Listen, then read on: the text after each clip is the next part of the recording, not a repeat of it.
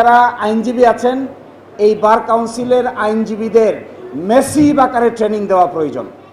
বার কাউন্সিলের আইনজীবীরা যদি মেসিভ আকারে ট্রেনিং দেওয়া না যায় তাহলে আইন পেশার প্রতি মানুষের দৃষ্টিভঙ্গির পরিবর্তন হবে না।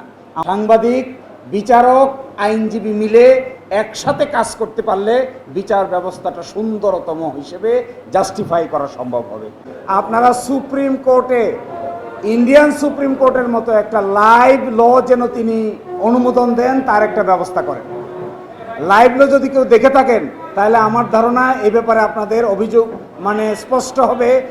যেই সুপ্রিম কোর্টের একটা রায় হয় ইন্ডিয়ান সুপ্রিম কোর্টে, এটা লাইভ লতে বিশ্লেষণ হয় এবং লাইভ লতে বিশ্লেষণ হয়, অডিও হয়, ভিডিও হয়, প্রেজেন্টেশন হয়। এটার জন্য অনুমোদন ছাড়া করতে পারবেন না।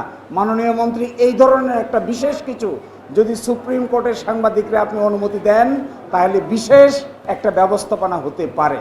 আর আমার আছে আর 60 সেকেন্ড সময়, আমি আর 30 সেকেন্ড সময় নিব। লাস্ট কথাটা হলো, সুপ্রিম কোর্ট এবং হাইকোর্টের বিচারকদের জন্য জরুরি ভিত্তিতে রিসার্চ অফিসার নিয়োগ দেওয়াটা জরুরি। আর না হলে আমাদের হাইকোর্ট ডিভিশন অনেকটা ইনঅপারেটিভ হয়ে যাবে।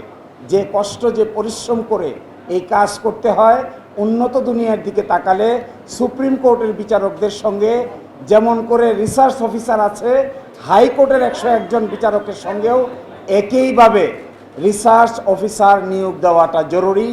আর একটা ছোট কথা বলেই চলে যাচ্ছি, সেটি হলো বার কাউন্সিলে যারা আইনজীবী আছেন এই বার কাউন্সিলের আইনজীবীদের মেসিভ আকারে ট্রেনিং দেওয়া প্রয়োজন।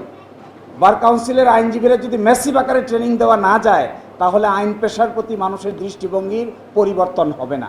আমার লাস্ট কথা, সাংবাদিক, বিচারক, আইনজীবী মিলে একসাথে কাজ করতে পারলে বিচার ব্যবস্থাটা সুন্দরতম হিসেবে জাস্টিফাই করা সম্ভব হবে। মাননীয় মন্ত্রী এই ব্যাপারে উদ্যোগ নেবেন, ওনারা যেন ঢুকতে পারেন। আমাদের দায়িত্ব হলো প্রফেশনাল এক্সেলেন্স, আর মাননীয় বিচারকদের দায়িত্ব হলো স্বাধীনভাবে বিচার কার্য পরিচালনা করা। সকলেই ভালো থাকবেন। আল্লাহ হাফেজ।